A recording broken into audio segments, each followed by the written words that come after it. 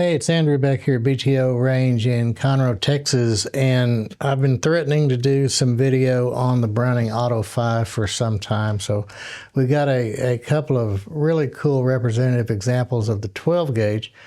There's enough info out there and there are enough variations of the Auto 5 that it would be probably not good to try to do it all in one video. So we're going to do a 16 gauge video dealing with sweet 16s and standard weight 16s later on, as well as light 20 and standard 20 guns, and all the variations of the above. So we're going to concentrate on the 12 gauge guns today. So on the table in front of me, I've got two representative examples of the Browning Auto 5 from two different eras of production and two different types. I've got a Browning Light 12 Auto 5, Belgian made, 1959 in the box. And I've got a Morocco Japanese made Magnum 12, 1985 in the box. So two really cool examples of desirable Model 12s that we can talk about. A little history on the Model 12. First really successful semi-automatic shotguns designed by John Browning. Started working on the design about 1898 and patented the thing in 1900. And at the time, Browning was not really in partnership, but doing a lot of business with Winchester Repeating Arms Company as far as selling those patents and having the product produced. Browning really wasn't a manufacturer in of himself. He was a firearms designer, he and his brother. And they didn't have the manufacturing capability at the time, and they were selling those and working business deals for Winchester to produce their guns, the 1892, the 1894, so on. And Browning approached the Winchester Repeating Arms Company, and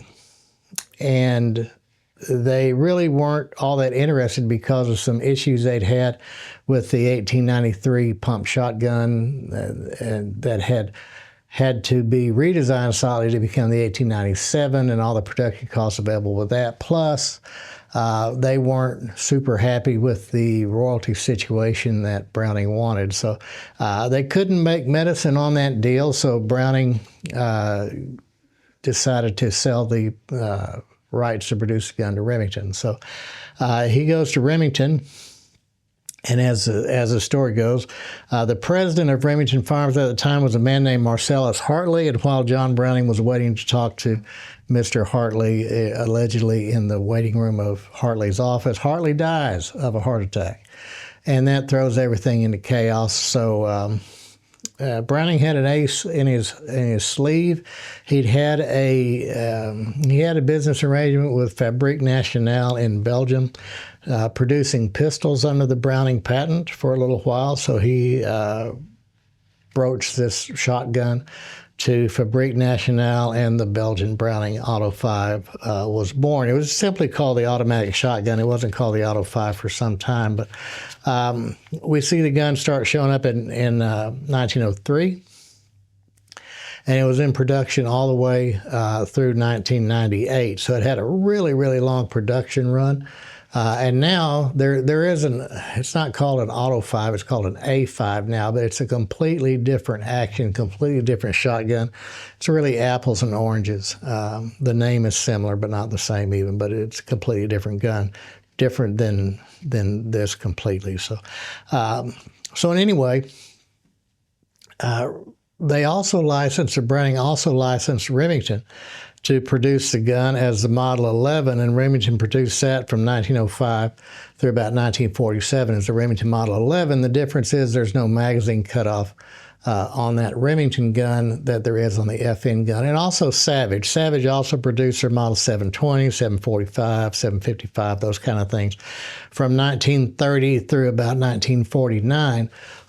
Also long action, long recoil action, similar gun, similar in appearance gun even, but again, no magazine disconnect. So it wasn't until 48 when all the patents ran out that we start to see more long-action semi-automatic guns. The Remington 1148, for example, the Franke AL48, all based off that Browning design come about. So Anyway, FN was in production in Belgium until things started happening. So around World War II, there wasn't any production for a couple of years in the World War I era of the Auto 5, but famously Belgium, Fabrique Nationale in Belgium was not producing the Auto 5 during the World War II years, so production of the Auto 5 was, I guess, licensed to Remington. So Remington was producing, at the same time they were producing the Model 11, they were producing the Browning Auto 5, and those are now called the American Browning. And they do have the magazine cut off, the A5 does. It is Browning marked. It does have some of the scroll engraving. It has different receiver finish on the top. You can definitely tell that it's not a Browning product, but it was put in a Browning box. So Browning collectors don't really, I mean, you need one to fill a spot, 12, 16, and 20 gauge, but it's not a Browning A5 to a Browning collector doesn't bring the money. And the Remington collector, I mean, it's kind of an odd stepchild kind of deal, but it's worthy of discussion if we should get a hold of those. They were only made for a couple of years. So FN started back up post-World War II. So we start to see some guns being produced as early as 1945, typically produced only for service members. And then from 1946 on, we start to see some production of the Browning A5 again. So how would you date the 12-gauge A5? Well, let's talk about the different models first. They're, aside from barrel lengths and special makeups with riot guns, because the gun was used in military service throughout its entire production run. There were military versions of it. But there was a standard weight 12-gauge, a lightweight 12-gauge called the Light 12, and the Magnum 12-gauge, which was introduced, I think, in 1958, with a 3-inch chamber. Other than the guns that say Magnum, the Magnum 12, Magnum 20, in the Auto 5, they all have 2 3/4-inch chambers. Early 16-gauge guns will have the 2 9/16 inch chamber, 2 9/16-inch chamber, and we'll go over that in more detail when we talk about 16-gauge A5s. So if you look at the Browning.com website under the date your firearm, the first bullet point is that from 1905, I think, is the year they have listed up through the end of, or up until about, what, 1958 or 1953. They say very few records remain, but there is a charts do exist. Art's Gun Shop up there in Missouri has developed a chart. I don't know. He was a production or a custom shop and repair shop manager for Browning for a long time. So it is chartable to where you can come up with a pretty decent data manufacturer for those early Auto 5s, the ones prior to the obvious date codes in the receiver. So we see maybe the top serial number of 438,000 with no prefix in about 1953. So in 1953, we see the Light 12 show up, and the Light 12, this is a Light 12 from 59. So let me put this Magnum gun aside before I drop everything here. Let me put this Magnum gun aside, and we will take a look more directly at this gun here. I'll just pivot this guy over like this. I don't want to put it together because we actually have sold this gun, so I don't want to manipulate it too much, but this is a 59 gun.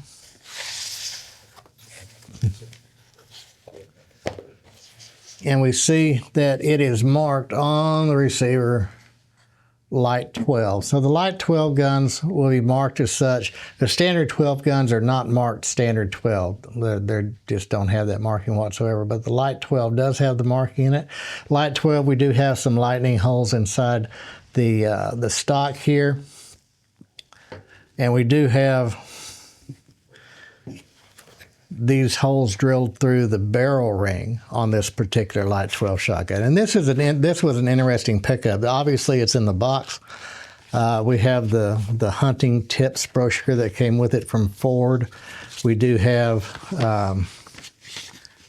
the Browning new gun owner's record when it was purchased in November 3 of 1961. Just all the booklet, the Browning Browning Auto 5 booklet. There's just all this stuff that's in here with the gun. So that was a pretty cool estate purchase. But this is representative of the non-rib gun, their standard field gun. We have matting all the way down the barrel. Now, they did make this gun with a solid rib, and they did make this gun with a ventilated rib. Now, in 1959, there are no, let's just say this, there are no Belgian Auto 5s with interchangeable choke tubes. That didn't happen until well into the Japanese production. So if there's a Belgian Auto 5 out there with removable choke tubes, that's aftermarket, that was done later. So that said, we have a fixed choke pattern on this gun, and it's going to be marked with a number of asterisks and dashes to indicate choke production. So we have made in Belgium here, Browning Arms Company, St. Louis, Montreal. There we go. Special steel, 12 gauge shells, 2 3/4, and there are 2 asterisks in the front of that. It's super close. We'll try to get you a still picture of that, but there's 2 asterisks in front, and in Browning that means it's a modified choke. So ostensibly a 28-inch barrel, but the Belgians didn't really go by inches, they went by centimeters. So it's a 70-centimeter barrels, which is 27, I think, and some fraction inches after that. So the earliest Browning Auto 5 shotguns, earliest by the first few years, had the safety in the front of the trigger guard. And then it didn't take long for them to move the safety to a side-to-side safety instead of a front-to-rear. A lot of people call that safety in the front of the trigger guard the suicide safety, because you actually have to put your finger into the trigger guard to push the safety forward to put the gun on safe. So it's kind of antithetical, I guess, to put your finger in the trigger guard if you're going to put the gun on safe, but that was how you had to do it. So again, this is the stock. All these things make a difference when we start pricing Brownings.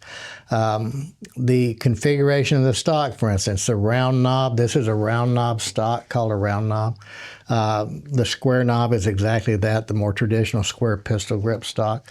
Those make a difference. There were some Auto 5s produced with straight English style stocks. All those make a difference as to value. So the Light 12, amongst the 12 gauges in order of money, Light 12 will bring the most, Magnum 12 will bring the second, Standard Weight 12 will be the least valuable or the least desirable of all the bunch. Now that said, a high condition Auto 5, Belgian Auto 5, in any gauge is desirable and a collectible gun, but generally speaking, the Light 12 with the more open chokes and the shorter barrels tend to bring a little bit more money. Ventilated rib guns bring more money than solid ribs, which bring more money than plain barrel guns. So this is a Light 12, and the big thing, or the really nice, the reason this gun sold for over $2,000 is simply because of the condition and the box and all the stuff that's with it, including the original receipt from Lou Horton's Sports Shop, dated November 3 of '61, up there in Framingham, Massachusetts. So how it got down to Texas, I don't know. It'd be an interesting story in and of itself, but we bought it from an estate here in central Texas, actually. So that is the Belgian guns. So the Belgian guns, let me refer back to my notes when we start talking about serialization here. So the Belgian guns from 58 through, let's see, make sure I get this right, 58 through 67, there's going to be a single digit followed by the letter, and the letter designates whether it's a light gun or a standard weight gun. So the serial numbers on all Auto 5s are going to be right here. If you have a gun that looks like an Auto 5 and that serial number is not right there, it is not a Browning Auto 5. Even the Remington guns had serial numbers on the side. So this gun has a 9, and then the letter G, and then the serial number. Now we see a lot of people, because that's in 2 rows, they don't look at that as the entire serial number. They only list the serial number as the bottom digits. That's not correct. So this is 9G and then those digits. So the 9 would indicate a 1959 gun. If it were a 69 gun, it would have 2 digits, because in 1968, they changed to the 2 digits. So 68 would be 68G. And the lightweight guns up through about 1956 had an L. And then, so you'll see an L on the earlier light 12s, then it went to a G. And then that was in 56. And 56 through 58, it was G. Earlier than that, it was L, is what I'm trying to spit out. Now, on the standard weight guns, the ones that don't say light 12, that they have a solid buttstock, don't have the holes here,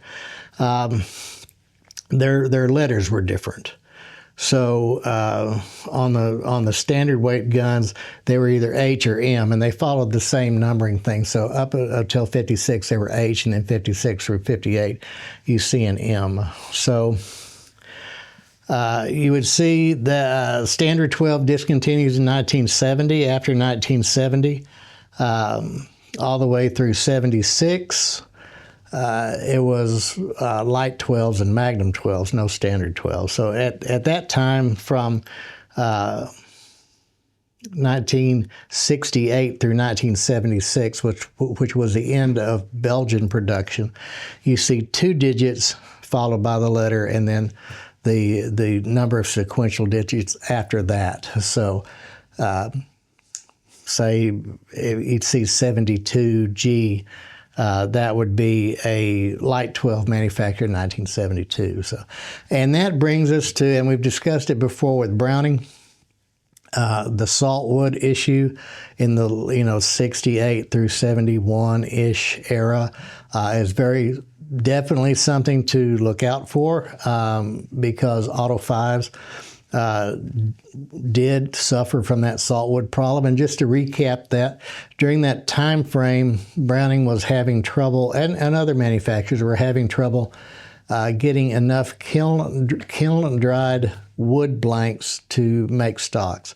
So they had to come up with a quicker and easier way to make stocks out of it. So they decided to, and it looked good on paper, Morton salt. They made big, large pallet stacks of their salt blanks, and they caked them with salt, and salt, being hygroscopic, would pull the moisture out of the wood. And for the stocks on the top of that stack, that worked out pretty well, but the stocks on the bottom of the stack, all that salt water seeped down and pretty much permeated that wood. And the wood looked fine and machined fine, and they installed them on guns, whether it was Auto 5s or T-bolts or bolt-action rifles or even superposed shotguns, even in the higher grades, Diana grades and all that.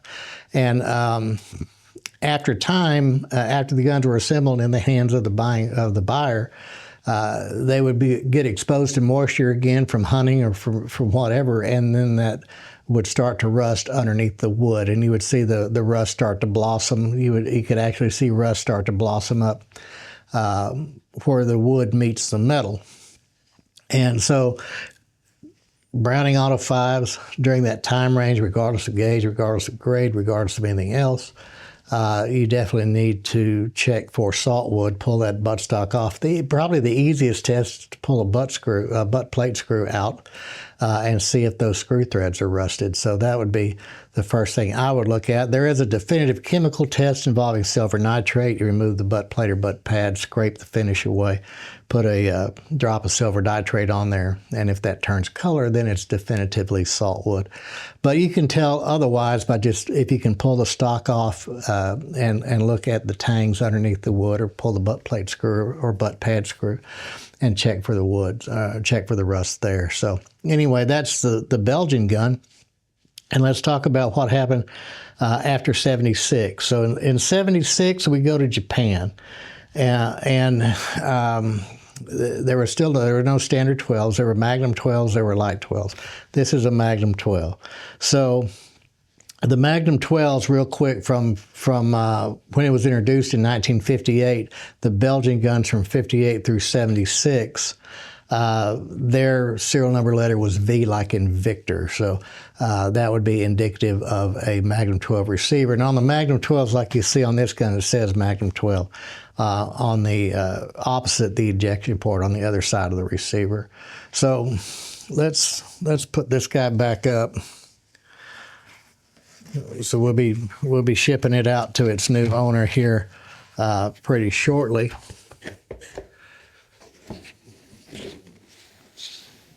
We even have the original end label on it.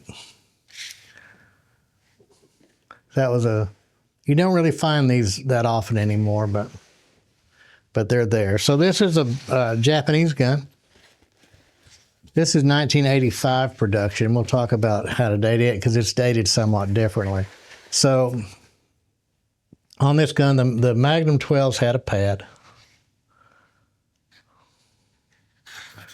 So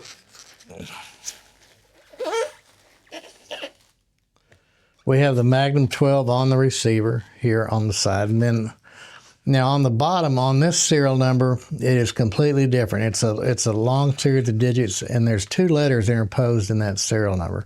So the letters are the date code on the Japanese Brownings. So what they did is they took the alphabet in reverse. Z equals 1, and it goes all the way back to M for 0. So 1 through 9, then 0, starting with Z backwards. Now they did not use U, S, Q, or O because those are easily mistaken for something else in the stamping. So that's what that's about. So these guns are heavier obviously than the Light 12. Those buttstocks are solid. The ring doesn't have any holes drilled in it. And this is a vent rib gun. These were made in 30 and 32, well, 28, 30, and 32 inches. When it went to Japanese production, they did go to the American barrel measurements of inches. So this is a 30-inch vent rib gun, and it's marked for a 3-inch chamber. So we have a single asterisk after that 30-inch, which indicates full choke in Browning. So we have a 30-inch full 3-inch Magnum. Now, the Browning A5, the Magnum, can be adjusted to shoot non-Magnum ammunitions in 2 3/4 loads by how these friction rings are positioned. And this is not a new gun. This is not an unfired gun. It's a gun in the box, but it's not unfired. Well, I won't take that off. You have a friction piece and a friction ring there, and then you have another one. So, and some of them actually have 2 of the friction rings. So how you configure those, and on the underside of this forend, there is a chart. There's actually a diagram that Browning put like a decal inside the forend to show you how to adjust those rings to make the gun suitable for lighter, heavy loads. And here's where we see a bit of a problem with the Auto 5 is that people don't adjust them correctly, or they over lubricate the magazine tube, and it allows the gun to really get beat up. The other issue is how tight the magazine cap is, holding everything together in the front. And what happens is if it's over lubricated, barrel's too tight, barrel's too loose, it's not done correctly, you can actually crack the underside of this forend right here. And that's a pretty common crack on Auto 5s. So when you start to, I lost my notes, I'm flying blind here. Well, hell, that was all the notes anyway, so I'm flying blind anyway. When you go to evaluate the Auto 5, so that's the one thing, a couple of things you want to look for. This, by the way, is the square knob stock. So that one was round knob, that's square knob.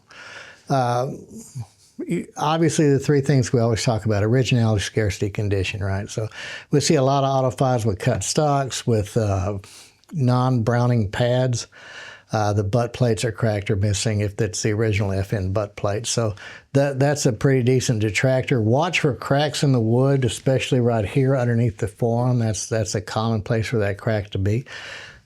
Depending on how big and how nasty that crack is how much you devalue that gun, right? So, and then finish. The earlier Browning guns were not salt blued. They were rust blued. So if you have a really glossy finish on a pre-war Auto 5, it's not right. And it's really hard, and I used to refinish guns. I mean, that's what we did. And all of this engraving on the sides of the Auto 5 and all the little fine engraving, you know, the border engraving here. And there's tons and tons of screw holes, obviously.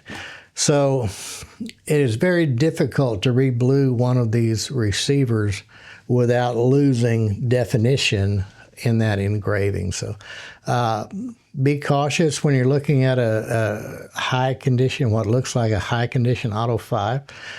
Watch for any kind of loss of definition on that engraving, because it never came out of Browning's factory without that engraving being sharp and crisp. It was not blurred at the factory when it was new. Screws, each of these screws has a corresponding lock screw. So a lot of people take their handy-dandy Ace Hardware screwdriver and start screwing on screws. And what they're doing is they're screwing it up, because those screws are very thin. They need to be, and in fact, Brownells,